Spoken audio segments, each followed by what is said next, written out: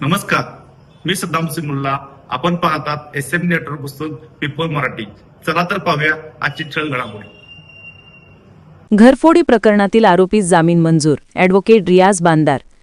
तेरवाड तालुका शिरोळ येथे दिनांक 18 जानेवारी 2026 रोजी रात्रीचे सुमारास मेडिकल दुकानाचे शटर उचकटून रक्कम रुपये 2,25,000 व 1,000 रुपये किमतीचे CCTV कॅमेरे तसेच राहत्या घराचा कडीकोंडा उचकटून रोख रक्कम रुपये 2,41,500 रुपये किमतीच्या चांदीच्या व तांब्याच्या वस्तू असा एकूण 4,67,500 रुपयांचा मुद्देमाल घरफोड्या करून चोरी केल्याप्रकरणी कुरुंदवाड पोलीस ठाणे येथे अज्ञात आरोपींविरुद्ध गुन्हा दाखल करण्यात आला होता.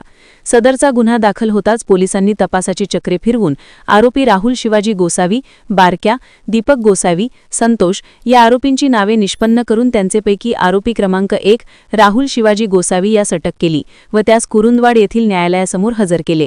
सदर प्रकरणातील इतर सर्व आरोपी हे फरार असून आरोपी क्रमांक 1 याचे वतीने त्याचे वकील ॲडव्होकेट रियाज बांदार यांनी आरोपीचा जामीन अर्ज दाखल केला होता.